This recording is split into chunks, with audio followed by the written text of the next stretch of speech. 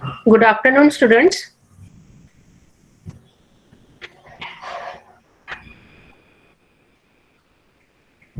Am I audible? Both the sections?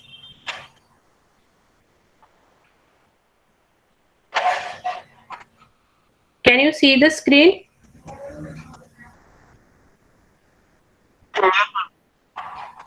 Okay. Yes, ma'am.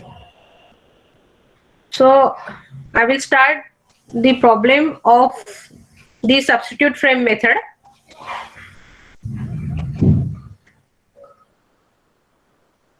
So yesterday we have seen about the three cases of the substitute frame method. Okay. So based on that, we will see the analysis of frame, multi-story frame using the substitute frame method. Okay. So what is the procedure and how it is carried out, that we will see. But while analyzing the frame by this method, you should know that three cases, because based on that the problem will be carried out using that three conditions. So here this is the problem statement. You can see that you have to analyze the frame shown in figure by substitute frame method, and you know that substitute frame method, it is used for the analysis of vertical loads only. So vertical load includes dead load and live load. Okay. So uh, in this problem the live load is given as 20 kilonewton per meter and dead load as 10 kilonewton per meter. Okay. Assume moment of inertia for all beams and columns are I and 2I. Okay. तो इसमें sometimes the mi for beam and column will be same. It may be I, or sometimes the moment of inertia will be different. Beam का I दिया है, columns का 2I दिया है. तो इसमें प्रॉब्लम में चेंज क्या रहेगा? Dead load and live load की वैल्यू चेंज रहेगी and mi value will get changed. Okay. So either they will give you the moment of inertia of the beam and columns. So or either directly they will give you the value of stiffness of the beam and the column. Okay. तो ऐसा भी दिया जा सकता. That can be only the change in this problem. Otherwise the other process will be same. Okay. So you have to analyze this frame, and you have to analyze means what exactly you have to find out. It will ask you that to find out the value of positive bending moment, negative bending moment, and value of the support moment. Span moment पूछा जाएगा और support moment पूछा जाएगा. Okay. So that can be in any span, it can be asked. Okay. तो accordingly आपका जो loading position है वो चेंज होगा जिस स्पैन में पूछा है. ओके. तो यहाँ पे पूछा है find first one maximum positive bending moment at mid span of beam A B. Maximum positive bending moment at mid span of beam A B. Okay. Then maximum negative bending moment at mid span of beam BC. Maximum negative bending moment at mid span of beam BC. Then maximum support moment at C. Okay. So maximum support moment at C. Then maximum positive bending moment in span AB and maximum negative bending moment at mid span of BC. Okay. ये पूछा है. तो ये change हो सकता है, कोई भी स्पैन में आपको पूछा जा सकता है. तो यहाँ पे 2 स्टोरी फ्रेम दिया है and this is a 3 way 2 story frame. Okay. Frame आपकी नंबर ऑफ स्टोरी हो सकता है, नंबर ऑफ बेस भी हो सकते हैं, लेकिन उसमें कोई इतना आपका डिफिकल्ट नहीं जाएगा क्योंकि आपको any one floor you have to assume for the analysis. Okay. तो जैसे beam A B B C, यानी ये फ्लोर में पूछा है. Okay, generally middle of frame में पूछा जाता है. तो ये फ्लोर में निकालो या फिर ये फ्लोर में निकालो या फिर इसके ऊपर और एक फ्लोर है. Okay, whatever the moment you will get in A B, the same moment you will get in E F, because already I told you that it is made up of same material and same amount of steel. Okay, so only one floor is to be considered for the analysis. So as it is asked in span AB and BC, we'll consider this floor as for the analysis. So this is a given floor here, this is a given frame. Okay, the distance will be given here, and the moment of inertia for all beams it is I, and all columns it is 2i. Okay, जैसे value दिया है उसी के according आपको calculation करना पड़ेगा. Okay, then the first step of the analysis is, first of all you have to replace this frame to the substitute frame. सबसे पहले आपको इसको फ्रेम को सब्स्टिट्यूट फ्रेम में रिप्लेस करना है. ओके, तो this frame means that frame, substitute frame will consist of one floor, and the end of that floor above and below will be considered as fixed end. Okay, तो जिस floor में आपको calculation करना है उस floor को consider करना, and the end of that floor above and below will be considered as fixed end. तो सबसे पहले यहाँ पे मैंने ड्रॉ नहीं किया है, but you can draw it like this. Okay, if you are having copy with you, you just draw the substitute frame. जितने बे है उतना ही आपको ड्रॉ करना है. Okay, so this floor I will consider, this is A, B, C and D. Okay, and this the end A above and below जो end है that I will consider as fixed end. Okay, you can consider it is fixed or hinged. Accordingly, the stiffness of that member will get changed. Okay, so this multi-story frame I have replaced with the substitute frame because I have to analyze this floor, so I'll consider this floor for the analysis. So this will become your substitute frame. Okay, given frame it is multi-story frame, लेकिन that multi-story frame you have to replace with the substitute frame. इसलिए it may be number of stories or number of bays, उससे कोई फर्क नहीं पड़ेगा. Any one floor you have to assume for the analysis. Okay, so this multi-story frame I have replaced with the substitute frame. Okay, now what I want to find out, I have to find out the positive bending moment at mid span of AB. यहाँ पे मुझे positive bending moment find out निकालना है. Then negative bending moment at mid span of BC, इसके mid span में negative bending moment निकालना है, and support moment at C. Okay, so yesterday we have seen that three cases, उसी span moment और support moment, कोई भी span में, that we have seen that cases. So accordingly आपको position of load करना है. Okay, so total load, dead load, if you want to write down the given data you can write down. So how much the dead load is given? Dead load is 10 kilonewton per meter. Okay, dead load is 10 kilonewton per meter. And what is the live load is given? Live load is 20 kilonewton per meter. Okay, you write down this, and this total load will become dead load plus live load 30 kilonewton per meter. This is a given data. Now for all these three cases, positive bending moment, negative bending moment and support moment. Okay, so after plotting this substitute frame method, we will place the load according to the condition. Okay, and then we will analyze it using the moment distribution process. Okay, तो सबसे पहले step में multi storey frame को अपन ने split किया substitute frame में.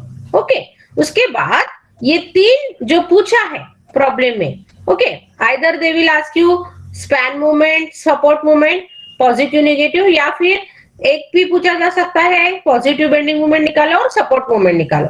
तो जो दो के लिए पूछा है उसी अकॉर्डिंग आपको पोजीशन ऑफ लोड प्लेस करना है, ठीक है। तो सबसे पहले after this the second slide is first case 1, okay, try and concentrate this. Case 1 क्या पूछा है?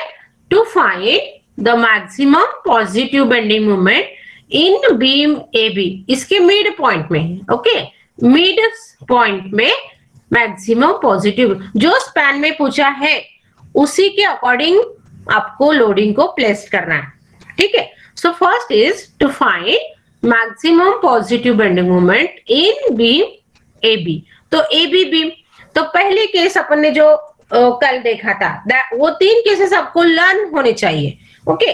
तो पहली केस है to get the maximum positive bending moment in any span, okay, at mid point of any span. तो यहाँ पे कौन से स्पैन में पूछा है? ए बी में।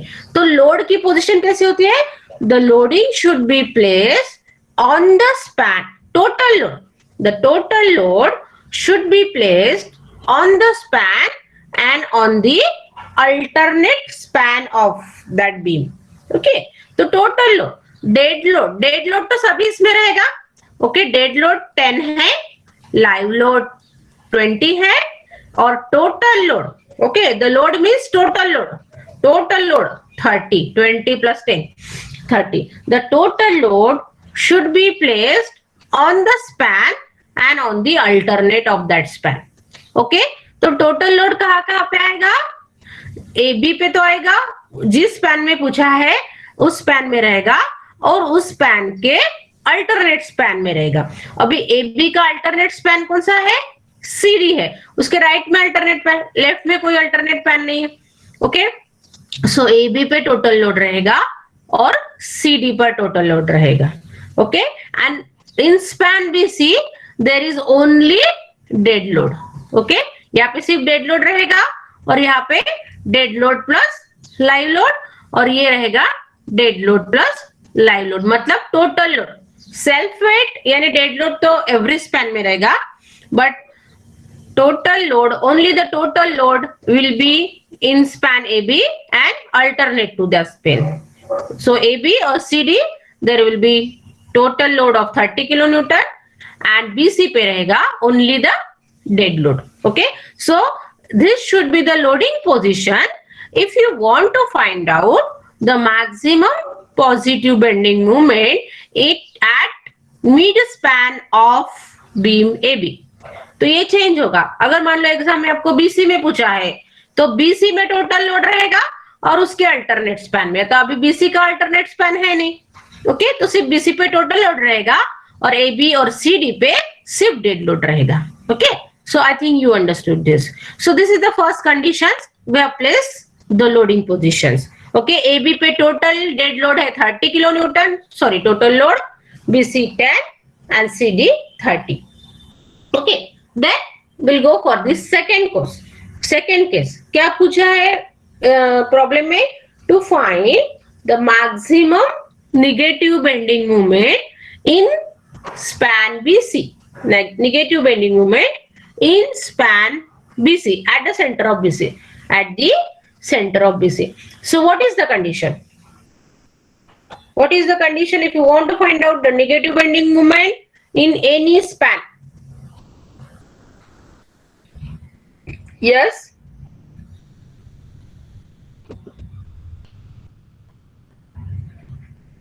What is the condition?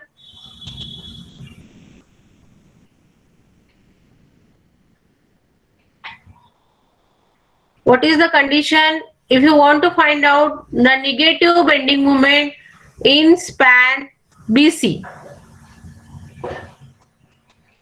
The total load should be placed on the span, comma, the adjacent to the span. यानी टोटल लोड जो रहेगा वो जिस स्पैन में पूछा है उस स्पैन के एडजेसेंट स्पैन में टोटल लोड रहेगा, okay.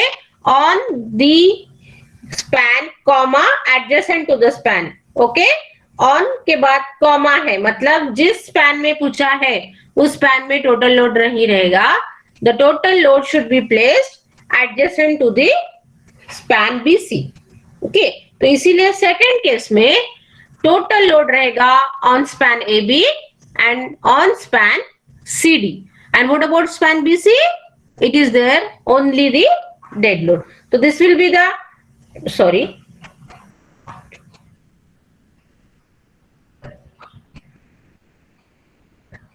so total load will be in span AB. Here there will be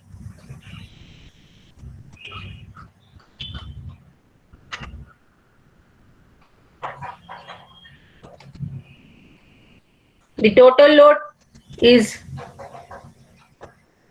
30 kilonewton. This will be dead load and this will be again total load. Okay, जो span में पूछा है उसके adjusted span में total load रहेगा. तो ये condition हो गई for the negative bending moment in beam BC. Okay, third क्या पूछा है? To find the maximum support moment at C. C पे सपोर्ट मोमेंट पूछा है. ओके, सपोर्ट कौन सा है? C, जहां पे मैक्सिमम सपोर्ट मोमेंट. कहीं पे भी पूछा जा सकता है B, D और A. तो what is the loading position? If you want to find out the maximum support moment at any support, the total load should be placed adjacent to the support. The span which is adjacent to that support, वहां पे total load रहेगा. अभी C, support C पे पूछा है, तो C support के adjacent span कौन से हैं? CB and CD. So the total load should be placed at CB and at CD, that is 30-30. यहाँ पे total load रहेगा. And on span AB, the total load, there will be only the dead load.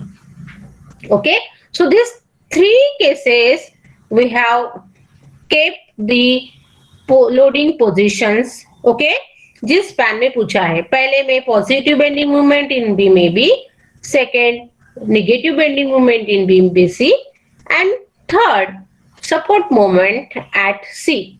Okay, so according to the, we have placed the loading position. Is there any doubt up to this? Is there any doubt? Because whatever the problem will be asked in the exam, the same process is there, only load change होगा और जो span में पूछा है उस span के according आपको loading को प्लेस करना है. ओके, मतलब ये लोडिंग पोजीशन एवरी टाइम नहीं रहेगा. अभी केस 1 में maximum positive bending moment AB में पूछा है, BC में पूछते तो लोडिंग पोजीशन डिफरेंट हो जाएगी. ओके, सो वो 3 केसेस आपको याद करना है. ठीक है, पॉजिटिव बेंडिंग मोमेंट निकालना है तो लोडिंग पोजीशन कैसी रहेगी, निगेटिव निकालना है तो कैसी रहेंगी, और सपोर्ट मोमेंट रहा तो. Understood this? यहां तक समझ में आया? Once you done these cases, you place the loads as per asked in the problem. उसके बाद क्या करना पड़ता है? How to analyze it? Now what you have to find out?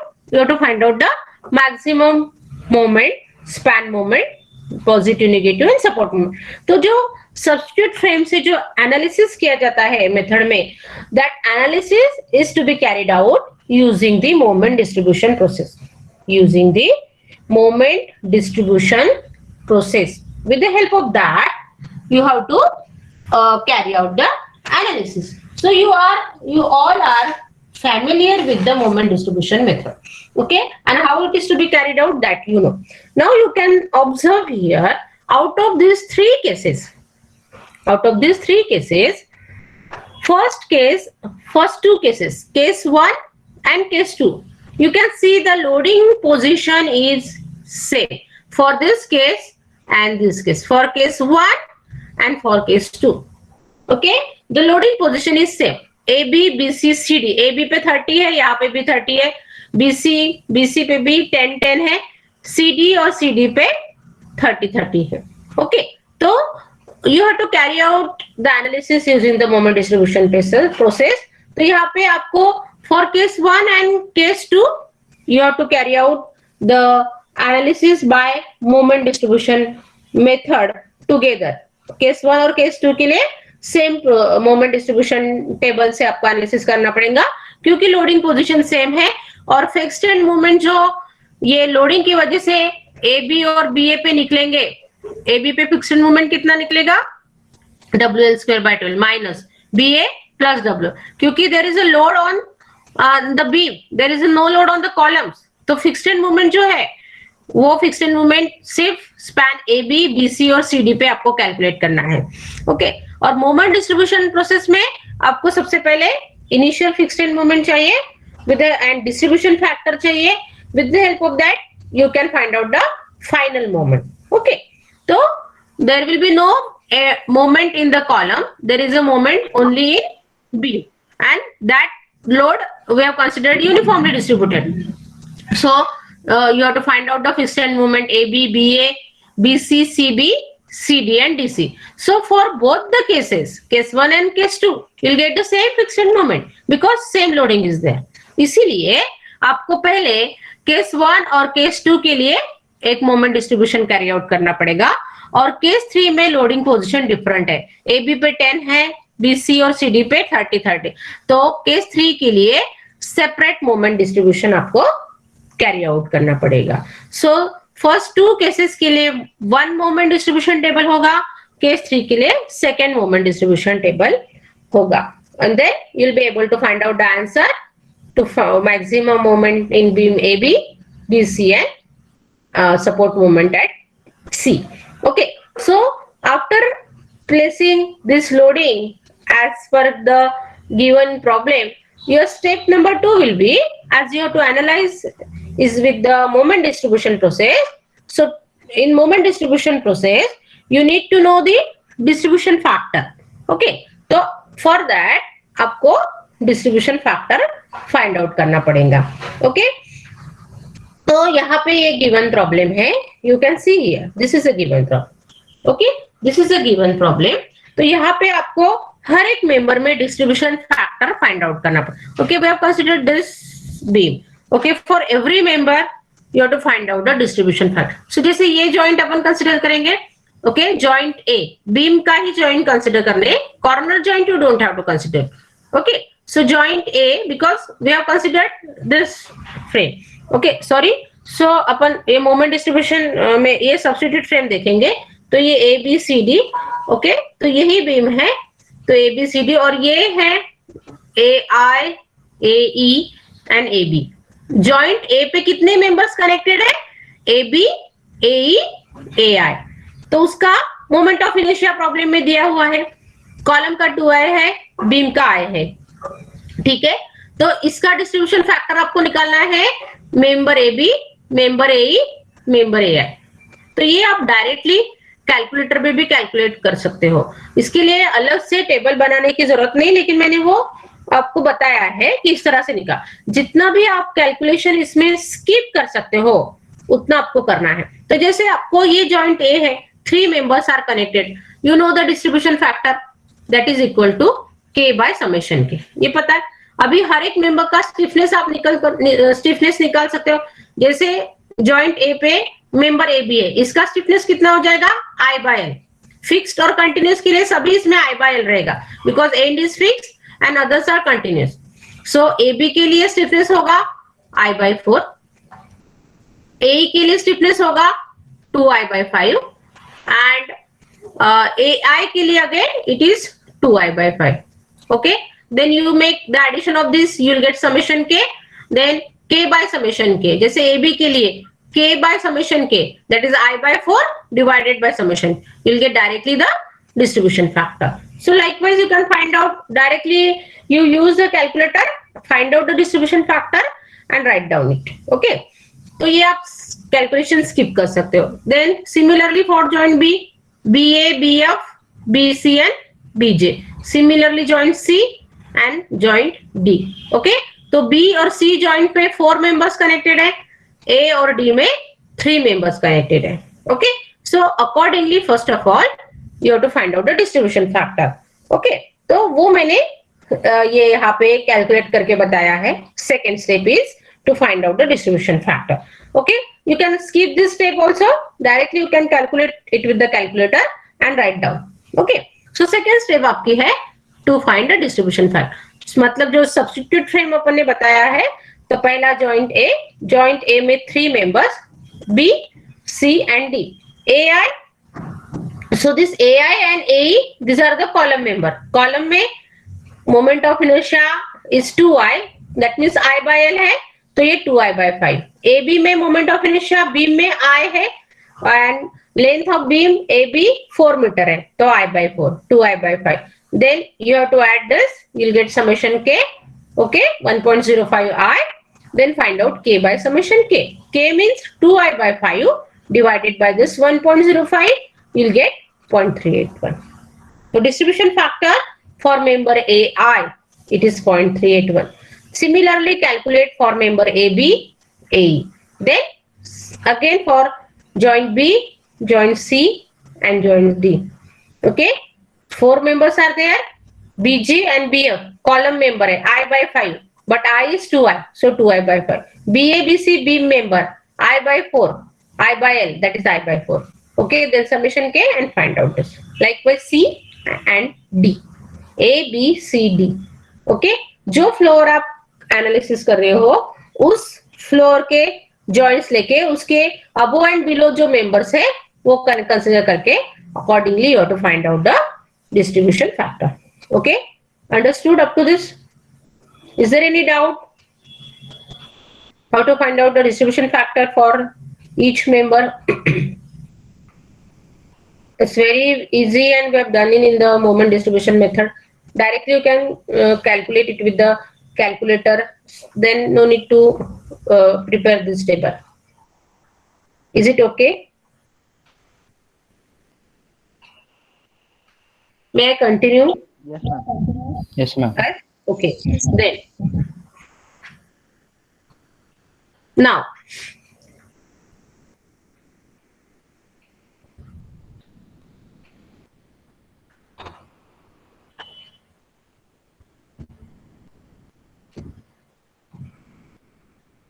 you have to prepare the moment distribution for case 1 and 2. तो moment distribution जो रहेगा आपका, मोमेंट डिस्ट्रीब्यूशन जो रहेगा फॉर केस 1 एंड 2 के लिए सेम रहेगा, इसीलिए मैंने यहाँ पे लिखा है case 1 and 2 same moment distribution. क्यों सेम रहेगा?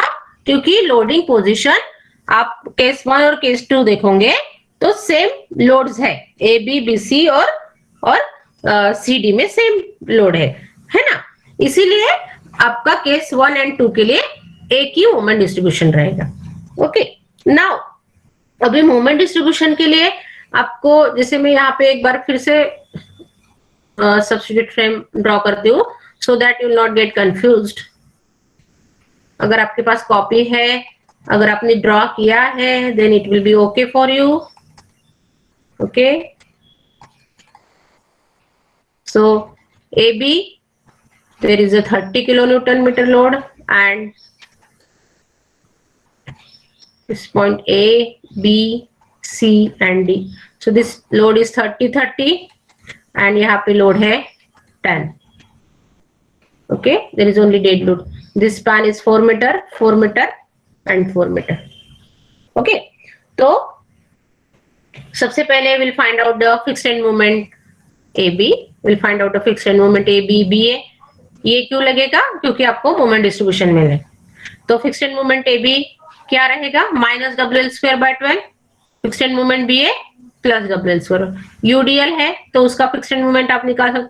तो ये कैलकुलेशन अगर आप करोगे -30 into 4 square by 12 will get -40. Similarly B A plus W L square by 12. Then fixed end moment B C, fixed end moment C B, यहाँ पे load कितना है? 10. तो minus W L square by 12 you will get -13.33 plus WL square by 12 you will get plus 13.33. ठीक है. Similarly CD DC में same रहेगा क्योंकि सेम लोड है, सेम स्पैन है.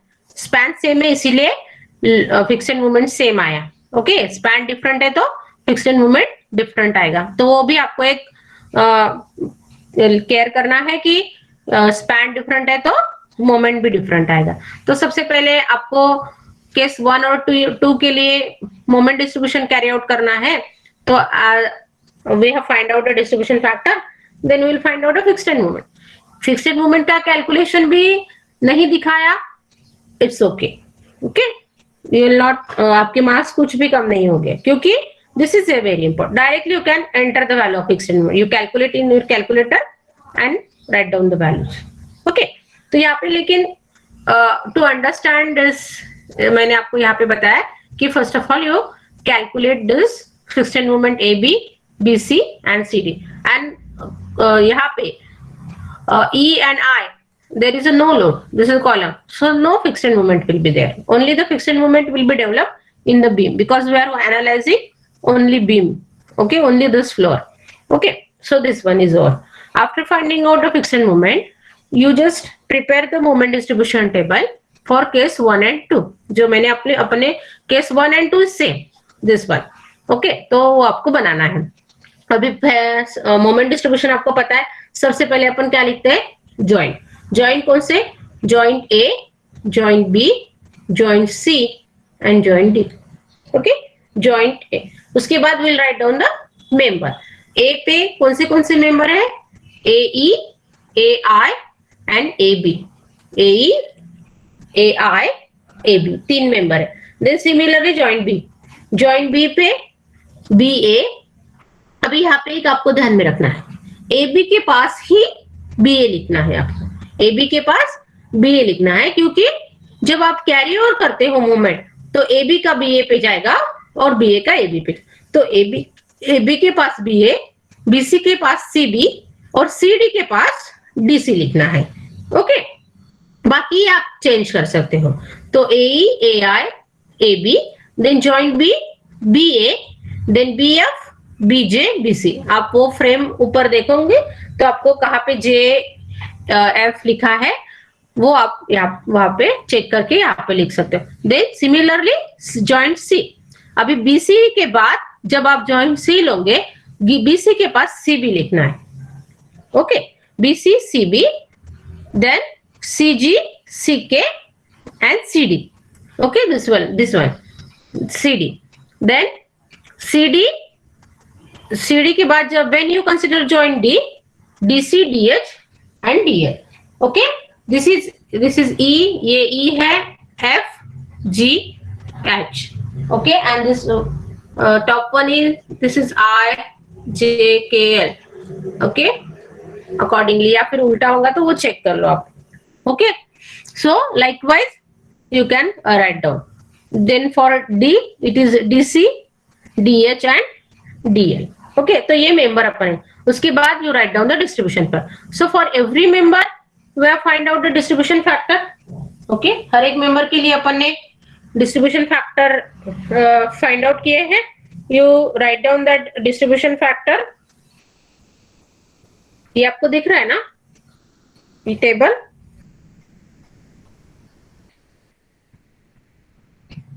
टेबल विजिबल है ना? Yes ma'am. हाँ, तो ये डिस्ट्रीब्यूशन फैक्टर लिखे जो अपन ने कैलकुलेट किए for member A E, A I, A B, like that. Then after that write down the initial fixed movement. Initial fixed movement for column member 0, A B और B A, ये अपन ने calculate किए हैं -40 +40. A B -40, B A +40. Similarly joint B में column member में fixed movement 0 है. B F, B J 0 0, B C -13.33, CB +13.33. Then joint C, sorry, CG, CK 0 0, and for member CD and DC, CD और DC में -40 +40 and DH DL 0. ठीक है, अभी इसमें after writing down all this value, joint, member, distribution factor, initial fixed movement, ये अपन ने calculate किया. ये पूरा आपको एंट्री करना है. You to prepare this table. Likewise this, यही सीक्वेंस आपको फॉलो करना है, क्योंकि सिर्फ आपको ए बी के पास बी ए लिखना है, B C, C B, C D, D C, likewise. Okay, अभी after writing out fixed movement, go for first cycle, that is balancing. That we can call it as a first distribution. First distribution आपको carry out करना है. तो कैसे करते हैं अपन? That C joint A. So joint A पे what is the unbalanced moment at joint A? What is the unbalanced moment at joint A?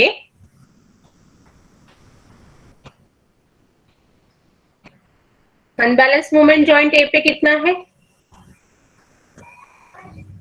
AEAI is 0, AB पे -40. So total moment at A, or we can say it is an unbalanced moment. So how much it is? It is -40. So you have to apply the correction of +40 into the distribution factor.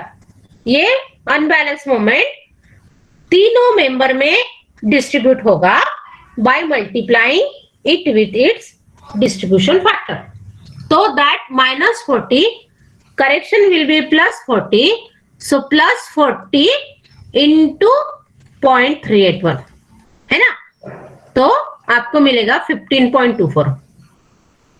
Okay. सो +40 correction is plus because moment is minus.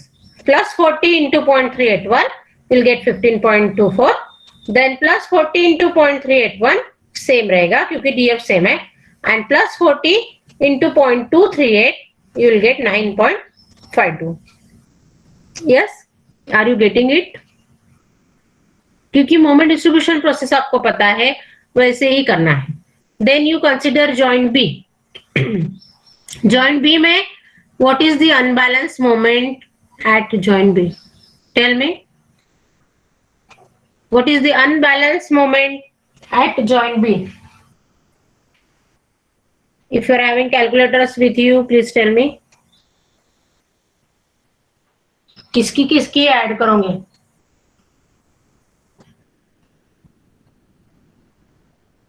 Tell me fast. What is the unbalanced moment at joint B? और total moment कितना आ रहा है joint B में? BA पर moment 40 है और BC पर मोमेंट -13.33 है. तो +40 -13.33 कितना हो रहा है?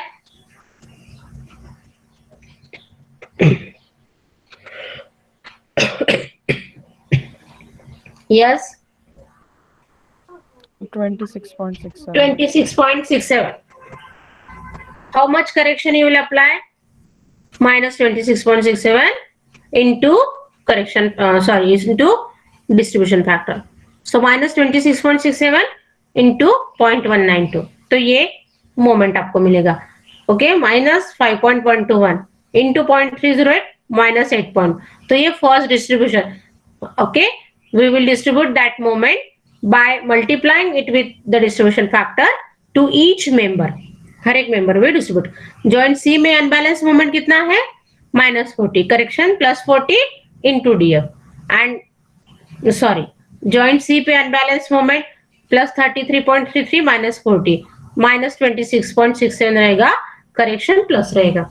एंड डी पर +40 है, correction will be exactly opposite to this. Okay. तो बी और सी में जो मेंबर्स बी में है उसके अपोजिट सी में रहेगा और ए में जो मेंबर्स है उसके अपोजिट डी में रहेगा. मतलब इतने निगेटिव साइन. ओके. उसके बाद second carry over moment. First balance हो गया, देन कैरी ओवर. अभी इसमें जब आप कैरी ओवर करोगे then only you have to carry out that moment to only in B. So A B का मोमेंट कैरी आउट होगा, half the moment will be carried out to BA. So 9.52 divided by 2 4.72 76 plus है, plus carry over. और यहाँ पे BA -5.12 half moment will be carried out to BA. AB BA BA AB likewise. Then similarly BC half moment of BC will be carried out to CB and CB का half moment will be carried out to BC. Similarly, CD का half carry out होगा DC पर और DC का half carry out होगा CD पर. Okay, so this is the carry over moment. So first distribution carry over moment, then second cycle में balancing. यहाँ पे सिर्फ आपको दो ही डिस्ट्रीब्यूशन कैरी आउट करने हैं, उसके बाद आपको कैरी आउट नहीं करना, because it will require time to solve the problem. इसीलिए first distribution carry over moment, then second distribution and stop the calculation. Okay, तो कैरी ओवर मोमेंट के बाद सेकेंड डिस्ट्रीब्यूशन में मतलब again you have to balance the joint. Okay, so carry over हो गया, उसके बाद सेकेंड डिस्ट्रीब्यूशन में बैलेंस करना है आपको. सो जॉइंट ए पे अनबैलेंस मोमेंट है -2.561, correction plus 2.561 into the distribution factor. Similarly, at joint B, at joint C, and at joint D. I'll not take much time here to explain because already you know this. सिर्फ आपको इतना ध्यान में रखना है, only 2 cycles you have to perform. First distribution, carry over moment, and second distribution. Then you have to find out the final moment. You have to find out the final moment in beam in every member. So अभी आपको सिर्फ आपको AE पे अगर आपको moment find out करना है तो at this 0 plus 15.24 plus 0.976 you'll get 16.21. Then for all members add all these vertical values, you'll get all member. Then ये पूरा आपको हर एक मेंबर में, कॉलम मेंबर में और बीम मेंबर में, हर एक मेंबर में आपको you got the final moment, end moment आपको मिल रहे हैं. जैसे AB पर एंड मोमेंट, जैसे ये स्पैन AB है. Okay, this is a span AB. ठीक है, स्पैन AB. अभी ये मोमेंट डिस्ट्रीब्यूशन हो गया केस 1 और केस 2. तो पहले केस 1 में क्या पूछा है? To find the maximum positive bending. Positive bending moment कहां पे आएगा? If there is a UDL exactly at the centre of beam. ठीक है, तो व्हाट यू डू, उसके लिए आपको एंड मोमेंट लगेगा. Okay, you got the end moment. तो वो एंड मोमेंट अपन ने कैसे निकाले? With the help of this moment distribution process.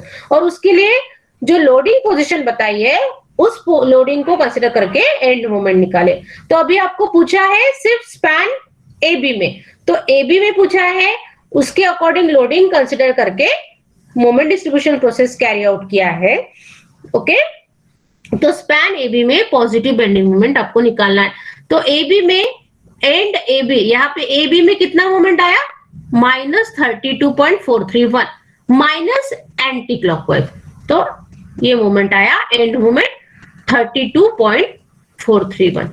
And what is the moment BA? 38.23 plus clockwise. तो ये आपको मिला 38.233. तो ये आपको मिले एंड मोमेंट. ओके, उसके बाद will plot the bending moment diagram.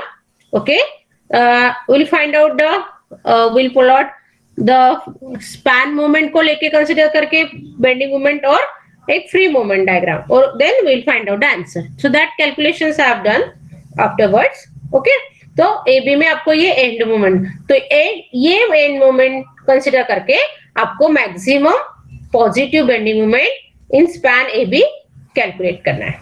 ठीक है, सिमिलरली केस 2 में स्पैन BC में पूछा है, तो BC का मोमेंट लेंगे. BC में -17.296 प्लस CB और CB में 17. इस मोमेंट को कंसीडर करके बेंडिंग मोमेंट डायग्राम निकालेंगे एंड विल फाइंड आउट. क्योंकि case 1 and 2 same moment distribution है, इसीलिए ये टेबल को यूज करके, ये मोमेंट को यूज करके अपन आंसर निकालेंगे for positive bending moment in beam AB and negative bending moment in beam BC. That calculation is done. Okay, that we can see. Okay, so understood this up to this? Is there any doubt?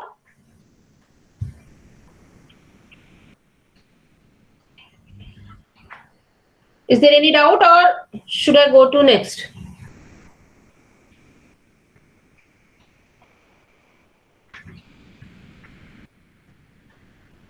किसी को doubt है या I will carry out the next moment distribution. ये case 1, 2 के लिए हो गया. आपको 2 केस के लिए आंसर्स मिल जाएंगे. Then will go for the third. Ma'am second distribution वाला कैसे किया एक बार बताइए। सेकंड डिस्ट्रीब्यूशन यही है ना, 1 एंड 2 के लिए सेम मोमेंट डिस्ट्रीब्यूशन रहेगा। तो ये मोमेंट डिस्ट्रीब्यूशन से जो फाइनल मोमेंट मिलेंगे, तो ये मोमेंट डिस्ट्रीब्यूशन में ए बी और बी ए जो मोमेंट मिले उसमें से अपन positive bending moment in beam A B निकालेंगे ये मोमेंट से। और सेकंड क्या पूछा है, negative bending moment in beam BC. तो बीसी और सीबी में जो ये एंड मोमेंट मिले, बीसी और सीबी में, अभी बीसी का स्पैन लेंगे, ओके, और बीसी में मोमेंट है माइनस, तो एंटी क्लॉकवाइज 17.29, और ये क्लॉकवाइज प्लस है 7। तो इसका बेंडिंग मोमेंट डायग्राम निकालेंगे और अपन निगेटिव बेंडिंग मोमेंट बीसी में फाइंड आउट करेंगे, ठीक है। और ये पॉजिटिव बेंडिंग मोमेंट, तो उसका कैलकुलेशन मैंने नीचे किया है, वो आंसर्स में आपको बताऊंगी। लेकिन ये फाइनल मोमेंट यूज करके अपने को आंसर नहीं, क्योंकि केस 1 और 2 में सेम मोमेंट डिस्ट्रीब्यूशन है, क्योंकि लोडिंग सेम है। समझ में आया? Yes ma'am. इसका कैलकुलेशन नीचे किया है, क्यों सिर्फ मैं यहाँ पे बता रही हूँ कि ये मोमेंट को लेके, जैसे ए बी में अपने को फाइनल एंड मोमेंट मिल गए, ओके, और वही अपने को चाहिए, तो वो लेके अपने को आंसर्स निकालना पड़ेगा, ठीक है। अभी ये हो गया। इसके बाद केस 3 के लिए मोमेंट डिस्ट्रीब्यूशन अलग रहेगा, क्योंकि case 3 is different then case 1 2, loading different है, ठीक है। तो यहाँ पे आप चेंज करो, okay, to find friction moment for case 3, for case 3। अभी केस 3 के लिए लोडिंग पोजीशन इज डिफरेंट।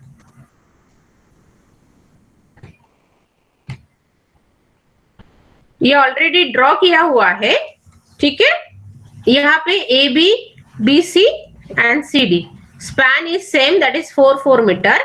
अभी ए बी पे मोमेंट है 10, सॉरी लोड 10 है, और बी सी और सी डी पे 30 है, ठीक है। तो ए बी पर अपन फिक्स्ड मोमेंट ए बी निकालेंगे, minus double square 12, so that is 10 into 4 square bye, तो माइनस 13.3, फिक्स्ड मोमेंट चेंज हो जाएंगे, है ना, क्योंकि लोड अलग है, इसीलिए अपन वो कैलकुलेट करें। A B B A minus 13.33 plus 13, and B C और सी डी में सेम रहेगा, क्योंकि लोड सेम है, माइनस 40 प्लस 40 माइनस 40 प्लस 40, क्योंकि स्पैन सेम है। तो ये फिक्स्ड मोमेंट अलग है, इसीलिए आपको एक अलग मोमेंट डिस्ट्रीब्यूशन कैरी आउट करना पड़ेगा। तो ये जो मोमेंट डिस्ट्रीब्यूशन है, ये केस 3 आएगा, केस 3 के लिए। तो ये मोमेंट डिस्ट्रीब्यूशन जो फाइनल मोमेंट मिलेगा, वो फाइनल मोमेंट आपको आंसर देगा support moment at C, because this is the loading position for the support moment at C. तो will prepare again the moment distribution. तो यहाँ पे आपका जॉइंट मेंबर डिस्ट्रीब्यूशन फैक्टर वही रहेगा, इनिशियल फिक्स्ड मोमेंट चेंज हो जाएंगे। तो ए बी बी ए पे लिखना है, then B C C B, then C D D C, okay, again same process you have to carry out, okay. So first distribution, then carry over moment, then second distribution, first distribution, then second carry over moment and second distribution, okay.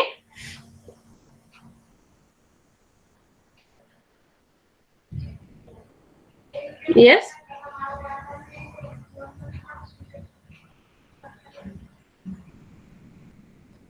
फिर से initial fixed moment we have return, then you have to distribute to each member that unbalance moment by multiplying it with the distribution factor, okay.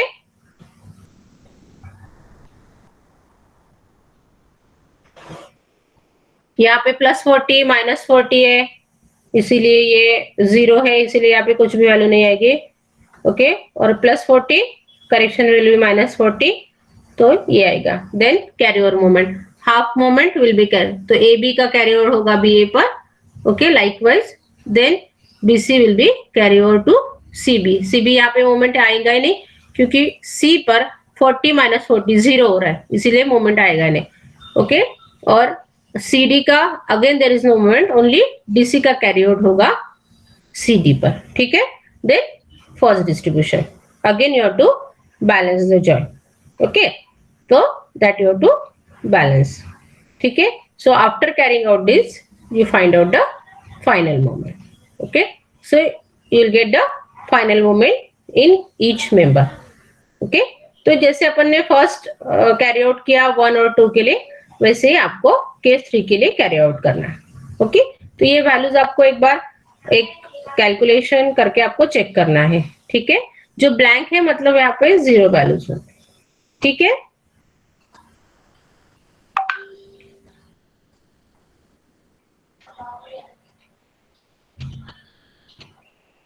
So this is for case 3.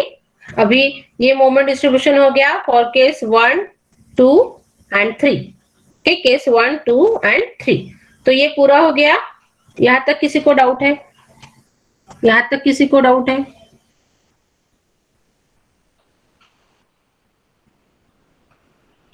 Is there any doubt? I think moment distribution में कुछ भी doubt नहीं होना चाहिए आपको.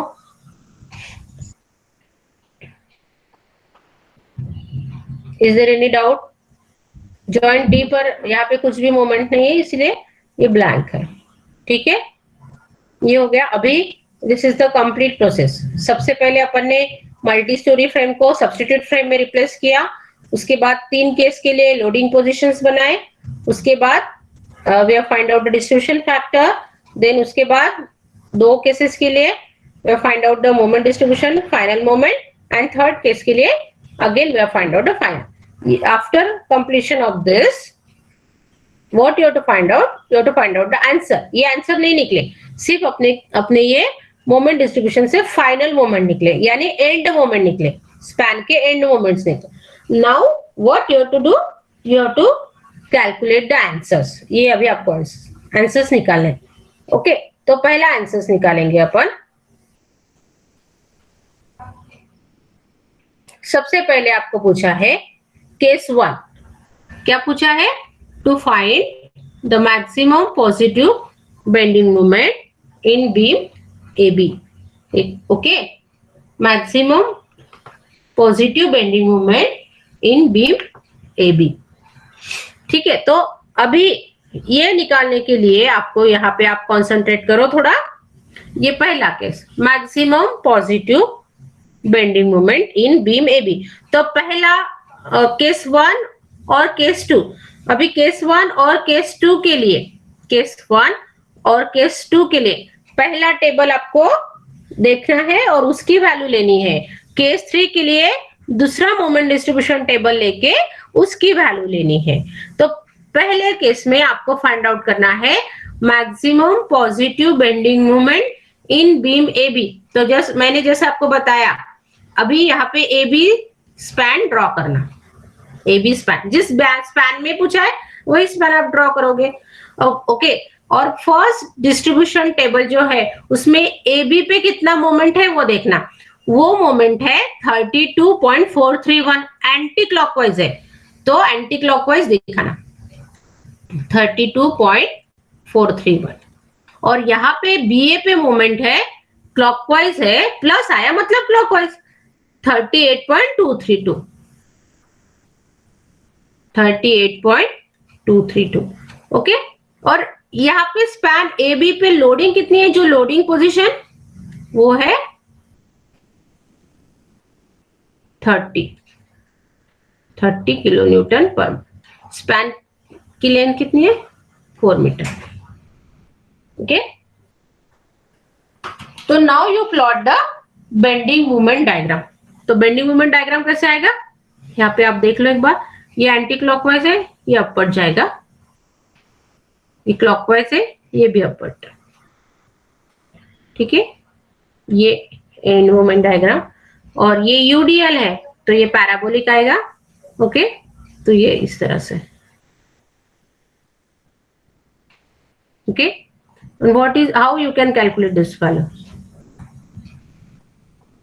ये आपको कितना मिलेगा? ये है 32.43. This is 38. ये ऑलरेडी मैंने निकाला है, लेकिन कैसे निकालना है इसलिए मैंने आपको बताया. तो ये मैग्नीट्यूड कितना रहेगा बताओ जल्दी से. कंप्लीट. ये पैराबोलिक आएगा, UDL है इसीलिए. तो ये आपकी और फाइनल बीएमडी हो गई, उसको सुपरपोज किया अपन ने, free BMD and fix BMD. Okay, तो ये ऐसे निकाल देना। लोडिंग जितनी है 30 लोडिंग है तो स्पैन बी पे पहले कंडीशन के लिए। ओके, तो what is this total moment you will gate? Total ordinate कितना मिलेगा? 60 कैसे निकाला? WL² बाय W कितना? 30। तो ये टोटल ऑर्डिनेट 60 मिला। अभी आंसर हो गया क्या? नहीं, ये negative moment. Positive bending moment यानी कितना? ये हो गया पॉजिटिव बेंडिंग। हो गया, बेंडिंग मोमेंट डायग्राम निकालते हैं, उसको ऐसे हाईलाइट करते, तो ये पॉजिटिव बेंडिंग मोमेंट, यानी ये पॉजिटिव बेंडिंग, निगेटिव, ये पॉजिटिव, ये पॉजिटिव। अभी पॉजिटिव बेंडिंग मोमेंट कैसे निकलेगा? Total ordinate is 60, totally 60। आपको मैंने जो हाईलाइट किया है ये डैश वाला, ये इतना मोमेंट आपको निकालना है, तो ये कैसे निकलेगा? यहाँ पे लिखा है, लेकिन कैसे कैलकुलेट किया बताओ? ये ऑर्डिनेट, ये 35.332 कैसे आए? एग्जैक्टली सेंटर पे निकाल रहे हैं अपन।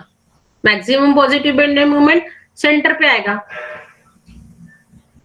तो total ordinate is 60, total ordinate is 60, ये टोटल 60 है, और ये आपको हाईलाइटेड किया हुआ आंसर रहेगा। So how you can calculate it? इसके लिए आपको इसका ये सेंटर पे मोमेंट निकालना पड़ेगा। तो ये सेंटर पे ये मोमेंट कैसे निकलेगा? इसका एवरेज लेना आपको, 32.431 प्लस 38.232, ओके, डिवाइडेड बाय 2। अगर आप इसको सॉल्व करोगे तो आपको मिलेगा 35.32।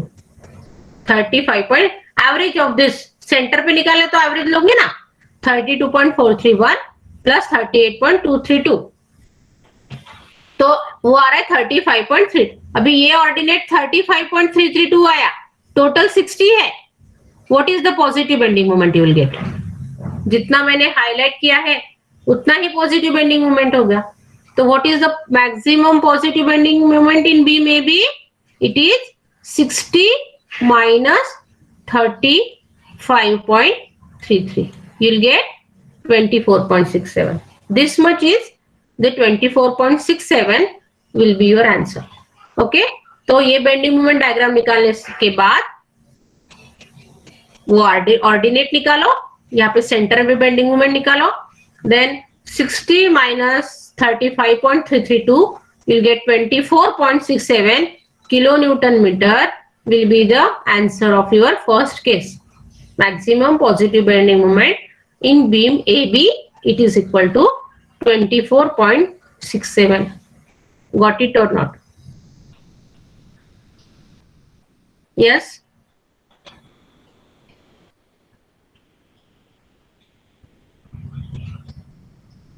आया समझ में? Yes ma'am. अभी सेकेंड केस का आंसर बता। अभी maximum negative bending movement in beam BC. अभी बीम बीसी निकालो। बीम बीसी में पहला ही मोमेंट डिस्ट्रीब्यूशन टेबल देखना है, क्योंकि केस 1 और 2 के लिए सेम है। तो बीसी पर मोमेंट है एंटी क्लॉकवाइज 17.296, सीबी पर मोमेंट है प्लस 17.296। ओके, तो इसका बेंडिंग मोमेंट डायग्राम आएगा, सेम मोमेंट है तो बेंडिंग मोमेंट डायग्राम ऐसा आएगा। ठीक है, उसके बाद यहाँ पे बीसी पे लोडिंग कितनी है? 10 की है, बीसी पर 10 है, स्पैन 40 है, यानी WL²/8, यानी 10 इंटू 4²/8 कितना आता है? 10 इंटू 4²/8 हाउ मच? ये स्पैन पे 10 का लोडिंग है, वो जो आप केसेस बनाई है उसमें आपको पता है। तो ये आ रहा है आपका 20, यानी इस तरह से बेंडिंग मोमेंट डायग्राम आएगा। ओके, तो ये ऑर्डिनेट है 20, ठीक है, और ये है 17.29 और ये से. Now you tell me what is the maximum negative bending moment in beam BC. I am not written here. I want the answer from you. This total ordinate is 20. यहाँ पे क्या पूछा है? पॉजिटिव नहीं, निगेटिव पूछा है. आपका positive ये रहता है, पर पॉजिटिव नहीं पूछा. Maximum negative bending moment in beam BC. How much it is? 17.29. 17.29. Is there other answer? 2.70. 2.704. अरे वो तो पॉजिटिव हो गया.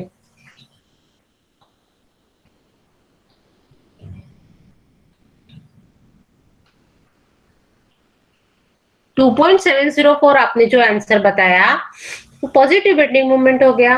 अपने को पॉजिटिव नहीं चाहिए ना, अपने को निगेटिव चाहिए. 37.29. Eight the centre of beam BC. 37.296. 37.296.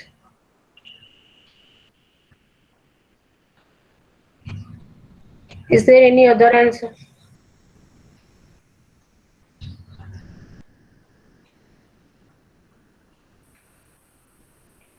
What is the negative bending moment diagram?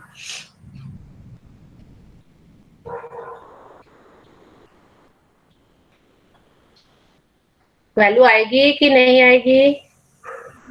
0 आएगा नहीं. अभी ये देखो, ये बेंडिंग मोमेंट वैल्यूज आपकी बेंडिंग मोमेंट डायग्राम पे डिपेंड रहता है ना.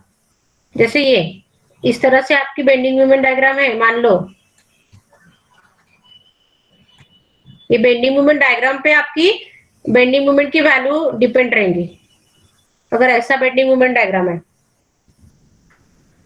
और मान लो कि ये आपका 19 सपोज है, 19 है, तो फिर आप ये ऑर्डिनेट निकालोगे. ये ऑर्डिनेट आपका सपोज 15 है, तो आपका अभी यहाँ पे नेगेटिव बेंडिंग मोमेंट कितना होगा? इस केस में नेगेटिव बेंडिंग मोमेंट कितना होगा? ये आपकी value say that depends on your bending moment diagram. तो ये आपकी अलग अलग आ सकते हैं. तो आपको इसीलिए आपको निगेटिव पॉजिटिव या आपने जो पढ़ा है आपका वो पूरा ये होना चाहिए, एक्यूरेट होना चाहिए. ऐसे केस में अगर आपको निगेटिव बेंडिंग मोमेंट निकालना है तो आपका निगेटिव बेंडिंग मोमेंट कितना होगा? दोस्त जिसको पता है, गलत हुआ तो भी बताओ. इस तरह से बेंडिंग मोमेंट डायग्राम है, तो what is your negative bending moment value?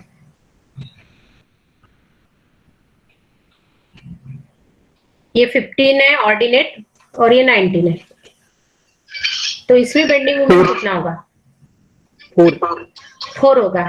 ये है ना, ये होगा, ये आपका नेगेटिव बेंडिंग मोमेंट. 19 माइनस 15 4. इसमें बताओ. 0. इसमें 0 नहीं. ठीक है, तो ये आंसर. तो ये आपके answer depends on your bending moment diagram. Okay, तो यहाँ पे answer 0. Negative bending moment in span BC is 0. Okay, now आपको निकालना है maximum support moment at C. Maximum support moment. Okay, तो सेकंड मोमेंट डिस्ट्रीब्यूशन. ओके, ये नहीं निकाला तो भी चलेगा. जितना मैक्सिमम मोमेंट C पे 4 मेंबर में जितना मैक्सिमम मोमेंट है वो देखना है और वहां पे आंसर लिखना है. तो maximum support moment at C, okay, तो वो है 44.338 जितना मैक्सिमम है. इसमें मैक्सिमम भी पूछा जा सकता है मिनिमम. तो ये मैक्सिमम हो गया और ये मिनिमम हो गया. तो यहाँ पे पूछा है maximum support moment at C कितना है? 338। आप ये सेकेंड मोमेंट डिस्ट्रीब्यूशन टेबल देख सकते हो। यहाँ पे सी पे मोमेंट देखो आप, सी जिस जो सपोर्ट में, तो 42.98, 0.67, 0.67 माइनस 44.338, तो maximum support moment at see it is 44.338 kilo Newton. जो मैक्सिमम वैल्यू है वो आपको लिखनी है, ठीक है। केस 3 में support moment at C you will get 44.338. Okay, so in this way you have to calculate the answer: positive bending moment, negative bending moment and support moment. तो मैक्सिमम पॉजिटिव पूछा जा सकता है, मिनिमम पॉजिटिव या negative, ऐसे तो generally इस तरह से ही पूछा जा सकता है। सिर्फ स्पैन डिफरेंट होगा, स्पैन डिफरेंट है तो लोडिंग पोजीशन चेंज होंगी, accordingly you have to solve it. Okay, so this is the substitute method. Okay, ये आप एक बार इसकी प्रैक्टिस करो। One problem I will give you for the practice और I will give you as a assignment. एक problem आप खुद से सॉल्व करके देखो। Okay, then will be easy to you to find out the answers. Okay, so you just go through this notes and try understand. तो ज्यादा hard नहीं है, सिर्फ थोड़ा सा टाइम कंज्यूमिंग है। ओके, तो जितनी स्टेप्स आप स्किप कर सकते हो उतना आपको स्किप करना है। ओके, ये स्टेप्स नहीं भी दिखाए आपने, distribution factor, fixed end moment directly calculate किया तो भी चलता है, ठीक है। So here I will stop. Okay, so this I am not take too much more problem on that, क्योंकि सेम यही स्टेप्स है जो आपको फॉलो करना पड़ता है। और क्या चेंज रहता है प्रॉब्लम में मैंने आपको ऑलरेडी बता दिया है, सिर्फ लोडिंग चेंज रहेगा और value of that stiffness will get change.